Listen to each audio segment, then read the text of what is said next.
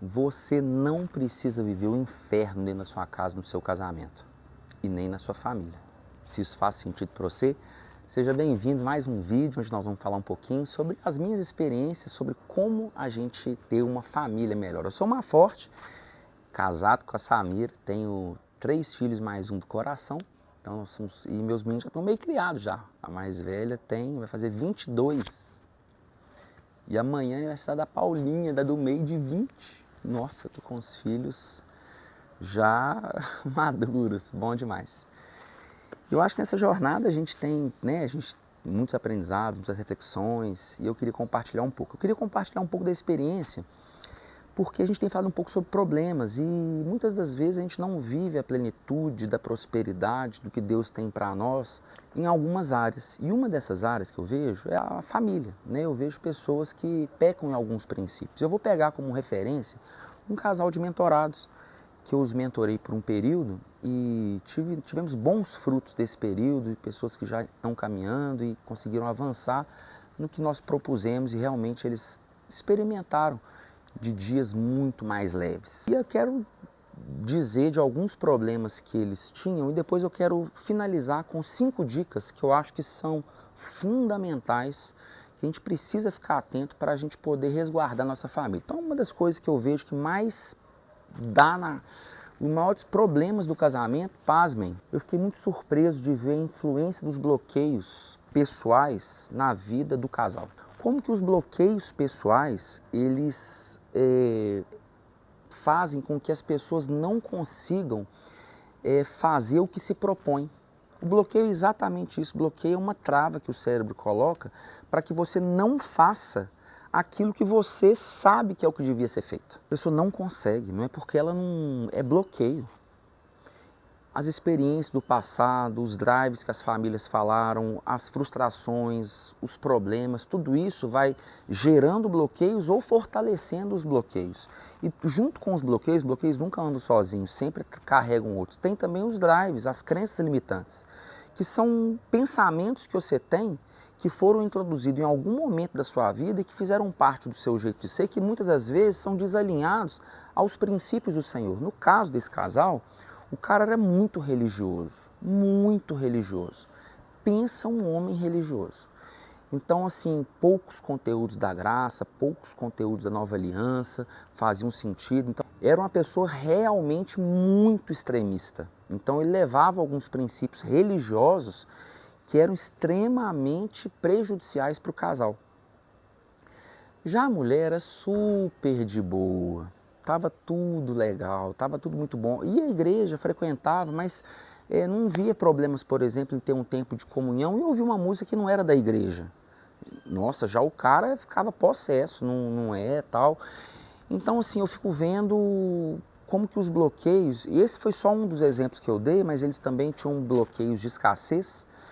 Nossa, como que um era mesquinho com o outro. A questão financeira foi de fato um problema, que trouxe muitas divergências do casal, mas eles tinham uma condição que davam para viver tranquilo. O problema não é nem a falta de dinheiro, mas a falta de comunidade, de unidade para definir como que vai ser investido, onde que faz, tal. Então, assim, e com alguns pensamentos de escassez que eram extremamente prejudiciais para a saúde financeira do casal e, como consequência, dos filhos. Tinham a necessidade de ser os donos da razão. Tanto um como o outro queriam sempre dizer que o ponto de vista deles estava certo. E o que eles faziam era o que era certo. O que cada um fazia, o que é que devia ser feito, era como tinha que ser. E eu, por várias vezes, me vi na posição de mentor, mas como juiz. E por mais que eu tivesse a minha opinião sobre o que um poderia fazer de diferente, o outro também, esse é o menor dos pontos. O ponto não é quem está certo ou quem está errado, né? Assim, tem até uma historinha judaica que eu acho muito legal. Tinha um rabino, esse rabino estava lendo a Torá e a esposa dele tecendo, né? Assim, roca, acho que é isso, né? Tecendo assim a lã e tal. E aí veio um homem e falou assim, nó, olha o que minha mulher fez, rabino. Ela fez isso, fez aquilo, não pode. Pelo amor de Deus. É, você tem razão. Ah, sabia. E o cara foi possesso para casa e cheio, assim, cheio de si, de que estava cheio de razão. E, o Rabino falou que eu tenho razão. Aí a mulher saiu da casa e falou, Rabino, olha o que ele fez, como é que você fala que ele tem razão? Olha, eu sofrendo isso, passando por aquilo, olha o que ele fez, olha isso, olha aquilo outro. Aí o Rabino falou assim, não é que você tem razão? Aí a mulher foi embora e a esposa dele falou assim, amor, engraçado porque veio o homem, contou uma história e você disse que ele tinha razão. Aí veio a mulher, contou outra história, você também falou que ela tinha razão. Como é que é isso? Não é que você tem razão? E muitas das vezes, o que eu vejo dessa história é que o Rabino quis sair do papel de juiz. E que cada um tem a sua razão, cada um tem... Não tem ninguém certo ou errado. E o ponto não é quem está certo ou quem está errado, é quem está disposto a abrir mão do que acredita pelo outro, pela unidade. Eu acho que o ponto é mais esse, é do que você está disposto a abrir mão. Eles tinham, por fato de serem religiosos, eles também tinham mais um ponto deles, né? O fato de eles serem religiosos, eles não aceitavam a hipótese de desistir. Divórcio não era... Isso foi bom, a religião de certa forma trouxe uma coisa interessante assim. Eu tenho uma opinião controversa, assim, né? No mínimo questionável sobre o divórcio. E o divórcio, na minha opinião, é sim uma saída para a dureza do coração. O Senhor tenta tratar o divórcio, tenta tratar o casal, mas o casal às vezes não está aberto. E o divórcio nunca é uma solução. Os problemas que a vida pós-divórcio trazem são infinitamente maiores do que o problema do casamento. E o que você está fazendo é só adiando a resolução de um problema ou de uma ressignificação pessoal. E eu não recomendo divórcio em hipótese nenhuma. Em hipótese nenhuma. Eu sou totalmente contra o divórcio. Mas amo a todos os que tomaram a decisão do divórcio. Faço de tudo para que não se divorciem. Mas a gente tem que acolher e amar quem já tomou uma decisão. Ou quem, né, assim, se não tomou, a gente não vai condenar ninguém. Mas o nosso papel é realmente trazer instrução, trazer luz. E cada um vai andar na luz que tem. E cada um vai colher os frutos que escolheram colher, que escolheram plantar em função da decisão do divórcio. Mas o fato é que, para eles, o divórcio não era uma opção. E o fato do divórcio não ser uma opção para eles, eles também conviveram com outro drive, uma outra crença limitante. Eles achavam que não poderiam ser felizes. Não vou divorciar, mas também não vou desagradar a Deus, mas também ser feliz com essa pessoa não tem jeito. Então foi uma coisa muito legal. Então acho que para cada casal, o que eu fico vendo, já aconselhei vários casais, inclusive quero te convidar, se faz sentido para você, passar por alguns encontros para a gente poder conversar. Me chama aqui, nós vamos poder bater um papo, a gente faz de forma online, a gente, né, dependendo da distância, a gente procura fazer alguns encontros presenciais e eu tenho uma ferramenta, um método que eu criei mesmo para a gente poder encontrar aquilo que a gente precisa trabalhar para ter um resultado diferente. Várias mentorias de casal que nós já passamos, eu vejo que os problemas são os mais variados. Tem problema que envolve filho, tem casal que envolve problemas que envolvem filhos, tem casal que envolve problemas financeiros, tem problemas que são os sogros ou as sogras, tem casais que tem problema com posicionamento de um ou de outro, um é forte demais, outro é fraco demais ou vice-versa. Fé diferente. Então a gente vê vários motivos que geram problemas no casamento. E independente de qual for o seu, eu quero te dizer 5 coisas que talvez vão facilitar você superar qualquer tipo de problema. São 5 valores, princípios, estratégias, ressignificações que vão fazer que você encare melhor os problemas do relacionamento. E o primeiro deles eu queria falar sobre perdão. Perdão é uma decisão, né? Perdão é você decidir. É você decidir. E eu faço uma dinâmica com o pessoal, e vou dar um spoiler aqui da mentoria, pelo menos um pedacinho dela. E eu peço pessoal para cada um pegar um rolo de papel higiênico e cada um dizendo, não, eu fiquei muito magoado com você aquele dia. E escreve no papel higiênico aquilo que você ficou magoado. E aí o outro tem aí você fala do que te magoou no outro. Aí o outro escreve. Aí vocês vão escrevendo. Você escreve no seu papel higiênico o que te magoou, mas você diz para o outro pede perdão, sem argumentar. E o outro diz para você o que você fez que a magoou. E essa outra pessoa, o cônjuge, escreve lá de lá. E que passem o tempo que for, escrevam assim, situações pesadas, pequenas, todas. Escrevam num papel higiênico e, se conseguirem usar, usem. Tanto para um como para o dois, não faz diferença. E deem descarga, não joga no lixo, dê descarga. Dê descarga nesses papéis e esqueçam. E um vai ajudar o outro a, de fato, lembrar que aquilo foi passado. As coisas velhas já passaram, eis que tudo se fez novo. E vocês têm que fazer um esforço muito forte para, de fato, liberar perdão e esquecer dessas coisas que passaram. Esse, para mim, talvez seja o primeiro ponto que eu diria. Não tem como você começar uma mentoria com pessoas magoadas, pessoas... Esse, para mim, é um dos pontos mais importantes. Mas no segundo ponto que eu elegi, e a gente tem vários que a gente fala, é sobre o repertório. É importante a gente considerar repertório. É importante a gente considerar a história familiar do outro.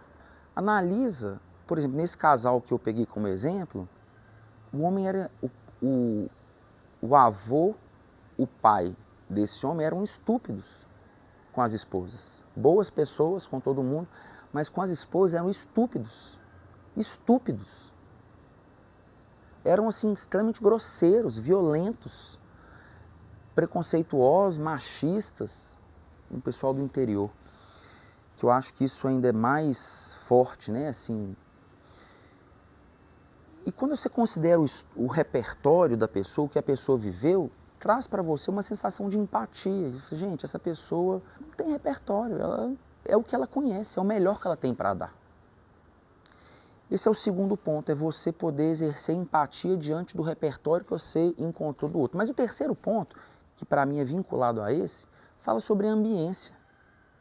A ambiência que você traz, que você convive, faz com que essa pessoa, o seu cônjuge, conviva com outras pessoas que pensam diferente, que tratam diferente. Muitas das vezes, o seu cônjuge, vamos dizer aqui um exemplo do homem, nunca viu falar que homem leva café na cama para a mulher, a não ser num filme, numa situação muito distante, mas não é palpável. Mas se ele começa a conviver com homens, que isso é um hábito normal, ele vai começar a agradar a sua esposa, mesmo não tendo repertório, mas sob a influência da ambiência, começar a ter alguns comportamentos, dei o exemplo aqui do café da cama, mas isso serve para tudo. A ambiência determina a sua frequência.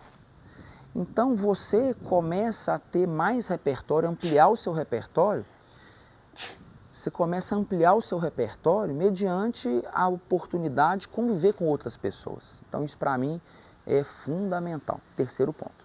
Quarto ponto, eu queria propor tréguas. Tréguas. Eu falo muito sobre isso. Sobre tréguas. As tréguas são momentos que você não vai falar de problema. Que você não vai falar de problema. São momentos assim que vocês vão ter que aprender a desfrutar. Porque senão, vocês estão na beirada de uma piscina, desfrutando e curtindo um ao outro, curtindo os filhos, curtindo o sol, curtindo o momento. E vocês vão estragar aquele momento tocando em assuntos que têm que ser tratados, mas não é ali.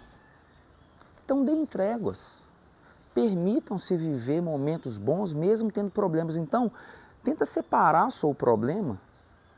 Olha, esse é um problema à parte, mas eu estou com um problema nessa área com a minha esposa, ou com o meu esposo. Estou com um problema nessa área. Mas nessa área e nessa, nós estamos bem. Então vamos viver bem aqui E no momento adequado, no momento certo, nós vamos criar um ambiente para poder falar disso aqui. E por mais duro que seja, precisa tratar.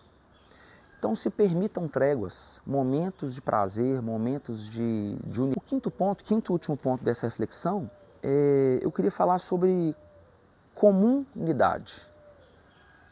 Comunidade. É ter uma unidade em comum. Todos os relacionamentos, eles começaram por causa de um ponto em comum. É possível que com os anos do relacionamento, vários pontos em comum também foram se atrelando. Mas todos têm alguma coisa em comum, ninguém não tem nada em comum. Então todos nós temos pontos em comum. E o que vai acontecendo é que os anos vão passando e aquilo que os uniu, muitas vezes pode estar sendo aquilo que te separou. Por exemplo, um casal que está junto hoje porque tem na intimidade o ponto alto, nossa, vivi a intimidade com você como nunca vivi antes, com nenhuma outra pessoa. E esse foi o ponto de comunidade deles. Comum, unidade. Então, e aí, aquilo que uniu, se não construírem outros pontos de comunidade, pode ser aquilo que vai os separar. Por exemplo, uma mágoa, um ressentimento, um problema que o casal atravesse, pode ser que eles passem por um período de abstinência. E essa abstinência abre porta, por exemplo, para um adultério, ou para um divórcio, ou para falar assim, não faz sentido a gente estar junto mais. Então, o que os uniu pode ser o que os separe.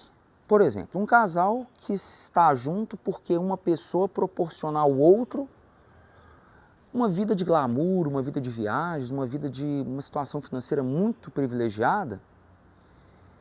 E o dia que tem uma crise financeira ou o dia que aquilo enjoa, aquilo que uniu pode ser aquilo que separe. Então a gente precisa ter clareza quais são os pontos de unidade que vocês têm